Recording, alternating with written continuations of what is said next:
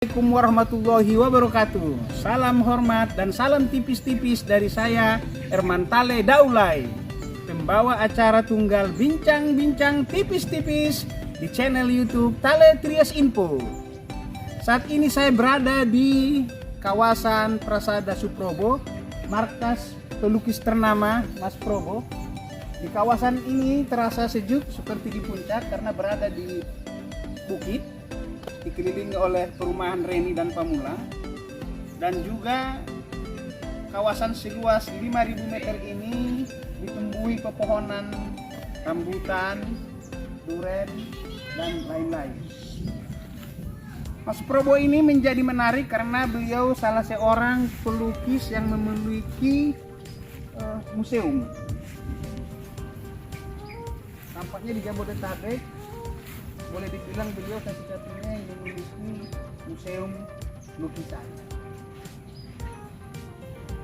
Kawasan ini saya akan berbincang tipis-tipis dengan Mas Probo seputar dunia melukis. Saksikan bincang-bincang tipis-tipis saya dengan Mas Suprobo.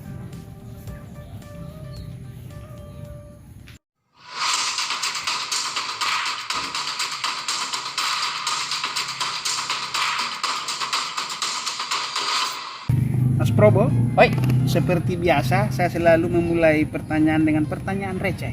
enggak, selamat datang dulu di Prasada Suprobo ya. Oh iya, terima Tadi sulit kasih. nggak masuknya ke sini? Tidak, Wah, karena alhamdulillah. ini kan terkenal Pamulang, Oh, Reni iya. Jaya, itu udah Oke. top untuk wilayah Oke, Jabodetabek. iya. Dan menjadi sesuatu yang menarik karena dia berada di bukit. Oh, Jadi iya. serasa di puncak. Iya, Dikelilingi oleh alhamdulillah. perumahan apa nih Alhamdulillah. Pak? Perumahan Reni Ini Jaya. ini Pamulang Elok, yang di bawah itu Pamulang Elok, bawahnya lagi itu namanya Reni Jaya. Jadi ini saya dikelilingi perumahan, saya berada di atas. Makanya ini sekeliling nggak saya kasih pagar karena sudah dipagar perumahan. Jadi sengaja ini jadi menyatu ya, saya desain menyatu seolah-olah di sini gimana gitu ya, seolah-olah di puncak atau apa, kan nggak ada bangunannya di sebelah sana itu. Saya kira ya seperti itu. Jadi konsepnya tidak ada pagar sehingga menyatu dengan masyarakat sini, kecuali di pintu gerbang ya ada tadi. Akses masuk ke sini tuh gimana dulu? Ya ini sejarahnya? gini, aksesnya gini loh. Dulu saya beli tanah ini ya, itu kan di dalam gitu kan. Saya harus beli jalan pribadi gitu kan. Saya beli tanah lah untuk jalan pribadi. Nah, akhirnya dapat. Akhirnya tadi yang dilalui itu jalan saya, jalan pribadi. Tapi kan nggak panjang banget kan jalan pribadinya karena itu di situ ada jalan raya dari perumahan. Jadi saya enaknya apa? Saya di kampung tapi menggunakan fasilitas perumahan. Nah, Ini kawasannya berapa luasnya nih? Mas Hah? Probo? Berapa luas? ini 5.000. 5.000 setengah Iya. hektar ya? Iya. Nah, Di sini apa aja yang fasilitas yang tersedia? Di 5.000 itu apa aja wah ini propertinya? propertinya di sini ada museum ya, di situ museum saya bikin modern Ya. ya karena satu-satunya bangunan yang modern museum itu di sini. Karena apa? Lukisan saya modern. Karena lukisan saya kalau saya taruh di rumah-rumah yang lain ini yang joglo-joglo ini yang tradisional nggak cocok gitu. Akhirnya lukisan saya bikinin yang modern. Jadi itu bukan rumah saya, tapi rumah lukisan saya. Oke, tapi saya tidak mau terkecoh soal pertanyaan receh. Saya masih tetap ngotot untuk Iya, mengajukan pertanyaan Boleh? receh. Iya. Mas Probo, pelukis itu punya fans atau ada magnetnya guys? Seperti bintang film, artis, Iya. aktor atau aktris gitu kan? Sepertinya ada tuh. Ada? Ada. Empiris seperti yang Anda rasakan? Iya. Banyak dulu aktor, aktris, ya, penyanyi, ya, apa desainer terkenal. Itu saya ngefans sama mereka. Dan sekarang juga akhirnya beliau-beliau ini mendekat gitu loh. Berbalik ngefans balik. Nah, Jadi saling ngefans. Nggak saling ngefans, pada akhirnya saling ngefans gitu loh. Jadi itu alhamdulillah. Jadi saya jadi pelukis ini ibaratnya kayak mimpi. Karena saya didekati orang-orang yang dulu saya idolakan gitu loh. Yang dulu Bapak masih tonton di kampung di TV muncul. Iya. Jadi sekarang udah bisa berinteraksi. Nah, itu luar biasa dan itu hampir merata ya, terutama. Coba sebutkan 6 orang dulu yang artis ternama yang berkunjung ke sini dulu. Ya, Dian Sastro, Mas Slamet Rarjo, Mbak Yesi Gusman. Terus masih banyak lagi ya, apa ya, lupa. Dina Mariana. Oh iya jelas, Dina Mariana. Terus Mbak Nurma Yunita. Pokoknya penyanyi-penyanyi. Satu lagi. Hah? Satu lagi. Sebentar. Wah, ini kalau ingetnya ini ada siapa ya? Ya seperti kayak Mbak Erna Santoso ya. Malah kayak, Jimmy Gideon kemarin seminggu. iya, ya. kalau itu banyak. Kalau berikut itu ya banyak. Kayak siapa? Robi Tumeu almarhum ya. Terus siapa lagi? Ya, desainer terkenal. Dan mereka kita nggak sih umumnya yang pernah sekali nagih nggak sih lokasi ini? Nagih nggak? Berkali-kali mereka. Jadi datang. nagih ya? Oh iya, nagih gitu loh. Saya heran, Mas Roy Martin juga kan. Jadi coba saya ambil contoh dulu Slamet Raharjo. Ya. Apa argumentasi dia menjadi senang berinteraksi dengan Mas Probo? Sampaikan dulu apa ini. Kata beliau ya, beliau menyukai karya saya, lukisan-lukisan saya gitu. Katanya ya bahwa sampai ke website beliau itu covernya itu lukisan-lukisan saya gitu. Itu kan ditandai dengan itu. Iya, itu kata beliau begitu gitu ya. Akhirnya ya ini beliau sendiri yang bilang bahwa saya ngefans sama Mas Probo gitu kan. Saya juga sama, saya ngefans sama Mas Slamet Raharjo, lebih dari ngefans lagi. Ya udah kita saling ngefans aja Mas gitu. Nah, ini bukan basa-basi kan enaknya di situ iya, ya kan? gitu loh. Tapi itu realita gitu loh. Itu yang saya yang saya anggap bahwa saya kayak mimpi gitu ya, seperti itu ya, kayak Mas Slamet Raharjo, Mbak Widiawati, Mbak Yesi Gusman itu jadi saya kenal gitu hanya karena profesi pelukis gitu loh. Jadi teman-teman yang minat punya bakat jadi pelukis ya, ada secerca harapan yang terang benderang di depan sana ya. Iya, bagaimana dulu terlepas dari kontroversi ya, seperti Pak Basuki Abdullah, seorang pelukis yang dibilang selebritas ya beliau itu ya, flamboyan. Terus beliau ini nanti kita ke Basuki Abdullah seorang pelukis jadi duta bangsa, bisa masuk ke istana-istana Inggris, Spanyol, pokoknya dunia lah dimasukin itu, melebihi kepala negara, sama dengan kepala negara kan gitu. Dan Pak Basuki Abdullah ini luar biasa, seorang pelukis yang dulu mungkin dibilang katanya kurang nasionalis, tapi realitanya ketika beliau wafat ternyata kan aset-aset dia bahkan ke negara kan gitu loh. Lukisannya aja udah berapa, terus rumahnya diserahkan ke negara. Itu kan bentuk bahwa beliau ini nasionalis gitu loh. Anda pernah berinteraksi dengan almarhum? Pernah. Bahkan pernah saya ditepuk dada, ditepuk pundak saya. Suprobo, Anda akan sukses. Saya yakin Anda sukses, tapi semua itu tergantung Anda. Itu. Jadi itu membuat saya gimana ya, harus ada tantangan gitu loh ya. Dari situ ada tantangan dari almarhum Pak Basuki Abdullah. Lantas kesan dengan pelukis Maestro Avandi? Ya Pak Avandi ya bagus. Pelukis zaman dulu itu bagus. Semua bagus, nggak ada yang jelek. Tapi sekarang bagaimana memunculkan Avandi baru seperti Basuki yang namanya bisa melambung tinggi seperti begini loh Mas. Perbedaan pelukis sekarang dan dulu ya begini. Kalau pelukis sekarang tidak mengandalkan gagasan, itu akan tertinggal gitu. Kalau dulu jelas-jelas yang diutamakan adalah teknik, bukan berarti nggak ada gagasan. Ada gagasannya, tapi tidak dominan gitu loh. Tapi tekniknya kalau udah luar biasa, itulah menimbulkan karakter. Seperti Pak Avandi kan, Pak Avandi itu bukan berarti tidak ada gagasan loh ya. Itu dengan teknik yang luar biasa itu sehingga membuat orang itu mengagumi dari karakter goresannya segala macam itu. Nah itu membuat Pak Avandi melambung. Walaupun toh pelukis-pelukis lama itu ya, yang saya maksud dia objek itu ya, objeknya kan misalnya potret diri, panen ya panen gitu kan, ada gerobak sapi itu, ada kembang ya, matahari, bunga matahari, tapi gagasannya tidak dominan. Karena apa, berbalik dengan sekarang gitu loh. Karena sekarang itu teknologi kan sudah luar biasa ya majunya. Ya kita ikuti ya era kontemporer ini. Nah, kontemporer itu disertai dengan gagasan. Nah, gitu loh. Jadi gini aja lah simpelnya, bahwa kalau pelukis dulu ya, pelukis zaman dulu itu lebih dominan teknik. Sekarang harus gagasan gitu loh yang dominan gitu. Saya ingin kejar Mas Probo soal industri dan seni.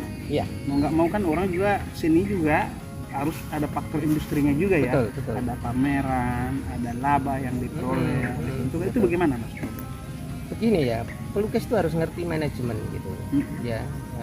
Bagaimana pada saat kita pameran ya, itu harus cari waktu, timing yang tepat gitu ya. Misalnya kita pameran bulan Desember, itu kalau bisa hindarilah, karena bulan Desember itu ada orang pada ke liburan ke luar negeri gitu. Kalau pingin sasarannya terjual tadi loh ya, ya itu. Terus bulan-bulan liburan itu janganlah gitu loh intinya gitu. Terus melukis itu kan tadi saya bilang pelukis harus ngerti manajemen. Manajemen itu bukan hanya sekedar uang, iya kan? Jenis lukisan tuh itu bagian dari manajemen. Berarti pelukis juga harus membaca selera pasar. Nah, itu. Jadi bukan sekedar indah seenak udel ya, lukis gitu, ya. Ya kita ini pelukis ibaratnya kayak apa ya, melayani ada riset nggak peminat. Ada riset di pasar nggak atau gimana? Walaupun tidak riset, semacam riset.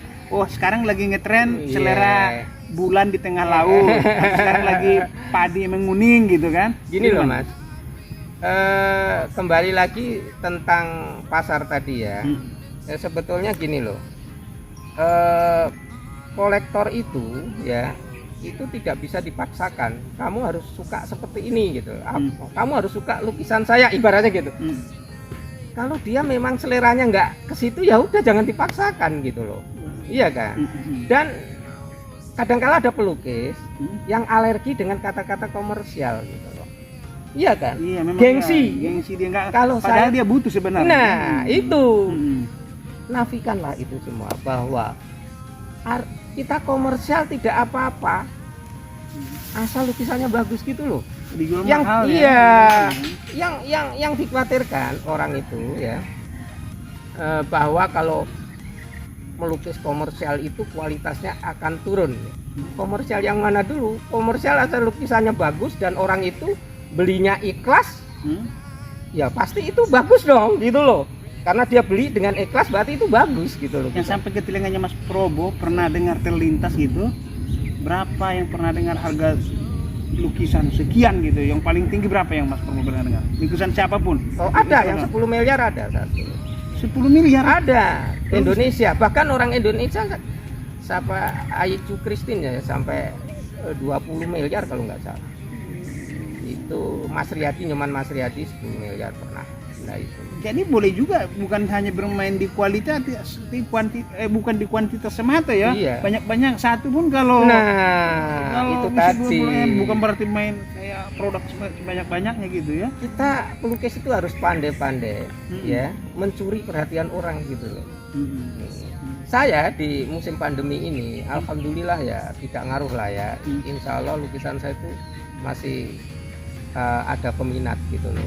Bahkan kemarin itu ada orang misalnya ya sampai maksa lukisan saya harus dipasang ke kantornya gitu. Dicoba dulu Mas, saya coba dulu ya lukisan ini. Oke, tak kasih ke sana. Nanti soal biaya, kalau nggak jadi tak ganti rugi gitu maksudnya gitulah. Nah setelah sampai sana ternyata cocok, ya udah Mas nggak kembalikan gitu. Ada lagi yang lukisan ini di musim pandemi deh saya bicara. Ada lagi lukisan gitu ya. Satu lukisan dia minat, sudah dibayar, terus Mas tolong kirim sekarang ya gitu loh. Ya Dok nanti malam ya karena ini yang nganter nggak ada, aku pikir ya. Enggak Mas, sebelum matahari tenggelam harus sudah sampai sini, karena saya sudah nggak sabar mau melihat. Nah seperti itu. Jadi orang itu kalau memang orang itu minat sampai kayak gitu, jadi bagaimana pelukis itu harus bisa menciptakan trik ya, ada trik gitu loh. Melukis yang seunik mungkin gitu ya. Karena keunikan itu menimbulkan ya keanehan kan. Itu kan aneh ya. Keunikan itu ketidaklaziman, ketidaknalaran ya. Akhirnya ya intinya bahwa ketidaknalaran itu akan menimbulkan keunikan. Nah, yang membuat orang itu jadi penasaran toh. Nah, untuk memiliki tadi Filosofi pelukis itu seperti apa? Filosofi melukis itu, Mas Probo? Apa anjuran atau seperti apa di dalamnya, makna? Nah, ya, kalau saya melukis itu selalu ada makna, selalu ada cerita. Ceritanya misalnya bagaimana saya itu ya sebagai simbolik ya, ada anak bawa HP, ada remaja lah bawa HP, ya ketika HP-nya dia saking tertegunnya dengan HP, mungkin dia main game atau apa. Nah, saya simpulkan dia pegang balon misalnya kan. Nah, balonnya itu lepas satu-satu dia nggak terasa karena saking terbuai dengan handphone tadi. Terus saya juga realistis di tengah masyarakat. Nah, saya juga pernah melukis misalnya apa? Ada penjual jamu gendong ya, bakul jamu gendong, dia bawa HP, dia jalan dalam kegelapan, jadi HP-nya itu menyinari wajahnya. Nah, dia terus gitu jauh meninggalkan ya pokoknya dia jalan terus lah dalam kegelapan, backgroundnya hitam gitu. Ya dia sudah mengabaikan jualannya gitu loh, karena dia saking seneng terpikatnya HP tadi gitu loh. Nah itu juga buat rebutan lukisan kayak itu memang real di lapangan itu. Iya, ada saya melukis ya, ada satu bidang gitu ya, satu bidang itu hanya kepala aja itu, kepala aja nengok begini kecil gitu. Itu jadi melukisnya itu hanya kepala aja. Nah, nanti itu terus dia nengok gitu di sebuah bidang, bahwa orang ini menafsirkan bidang ini tembok atau apa, orang mau menafsirkan ini di kamar mandi atau di balik kamar, orang biar menafsirkan sendiri. Di situ judulnya ada yang tertinggal. Nah, yang tertinggal itu handuk atau celana dalam atau apa ya kan, atau baju, itu biar orang sendiri yang menafsirkan. Nah, tujuan saya melukis itu untuk menghibur orang. Nah, kalau itu tadi kan saya bisa memerdekakan orang gitu loh untuk menafsirkannya gitu loh. Jadi melukis tidak usah harus menyetir gitu ya. Tapi Mas Probo itu bakat melukisnya itu alami atau kursus atau seperti apa, atau otodidak lah kalau bahasa ini gimana? Iya, saya itu otodidak aja Mas, saya ngalir, tapi karena saya dulu biasa di grafis ya, kerja saya di grafis, saya terakhir kan konsultan grafis di sebuah media, dan sebelumnya art director juga di bidang grafis. Karena saya sudah merasa posisi puncak di grafis dan saya sudah merasa puas, akhirnya saya total jadi pelukis itu sampai sekarang dari tahun 95. Dan pernah juga jadi wartawan ya? Pernah saya pernah nulis seni budaya juga pernah. Satu lagi pertanyaan terakhir ini, persaingan di dunia lukis ini ada nggak sih seperti dunia bisnis ataupun main iri-irian sama pelukis, ataupun terjadi jatuh menjatuhkan atau bagaimana di dunia lukis, ada nggak sih? Sebetulnya ada lah ya, ada juga itu kayaknya ada lah gitu, tapi sebetulnya bukan pelukisnya yang saling menjatuhkan, justru penjualnya ya, pedagangnya istilahnya yang saling, oh pelukis inilah apa lukisannya bisa ditawar 5 juta aja masih ditawar misalnya itu gitu, kalau dia nggak suka sama pelukis gitu misalnya. Dan saya pun ngalami seperti itu soalnya. Pameran di mana aja sudah Mas Probo? Saya di dalam negeri aja, saya udah 24 kali pameran tunggal itu. Kalau yang bersama saya enggak domestik gitu aja ya. Jadi ya cukup lumayan lah gitu ya. Apa obsesi yang belum tercapai dan akan diraih ke depan, apa Mas Probo sebagai pelukis? Saya gimana ya, saya sepertinya kok saya sudah, apa yang saya capai sudah, saya punya museum ya kan. Saya punya kawasan ini yang dulu saya cita-citakan saya punya sebuah joglo, ternyata bukan hanya sebuah. Saya sudah ada 4 joglo di sini. Ya. Ada joglo Kudus, joglo Pati, joglo Jepara, dan joglo Jawa Timur. Nah, kayak gitu bagi saya cita-cita saya sudah mendekati realita ya. Tapi belum sempurna ini. Tinggal saya menyempurnakan lah ya ini semua. Saya sempurnakan detailnya ini masih kurang. Misalnya joglo Kudus itu masih perlu perbaikan ya, masih perlu penyempurnaan. Joglo Jepara juga. Kalau joglo Pati sudah lah gitu. Biasanya pelukis itu yang saya amati dan temukan jiwa sosialnya juga berbanding lurus gitu ya kan. Insya Allah mas, Ya, saya iya. itu juga Suka mengenal teman-teman iya, gitu, saya banding. berprinsip ya, saya kadang-kala saya juga beli lukisan teman-teman gitu Mm-mm. diantaranya ya. Kalau ada teman-teman yang mau Naik gitu gitu kan, ya. pameran terus nggak terjual, akhirnya kadang-kala saya beli. Ada ya, terus juga terhadap lingkungan ya, lingkungan saya punya jalan pribadi digunakan warga sini silakan. Terus saya juga mewakafkan tanah untuk warga sini. Jadi saya bikin jalan untuk warga sini.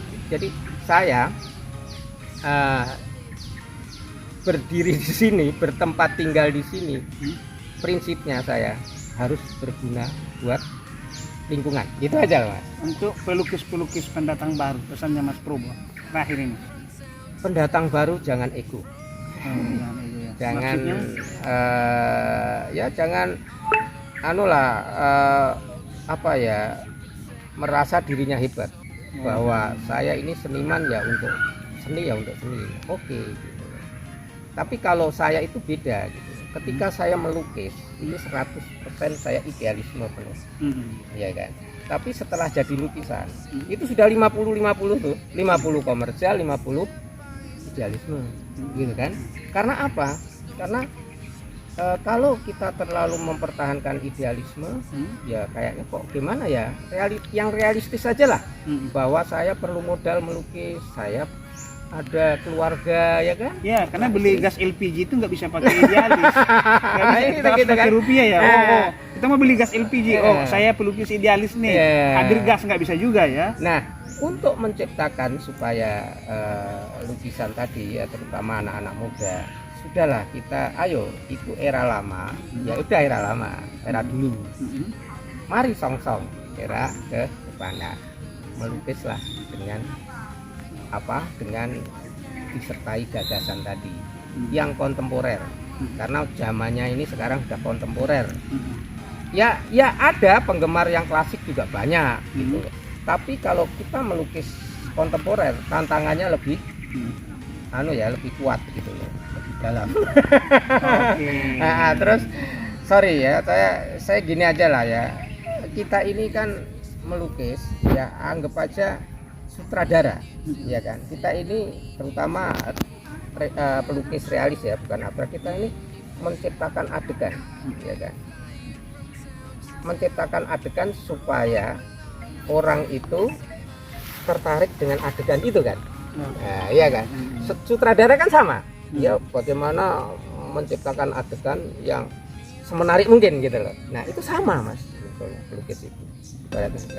Oke, demikian bincang-bincang tipis-tipis saya dengan Mas Suprobo. Assalamualaikum warahmatullahi wabarakatuh.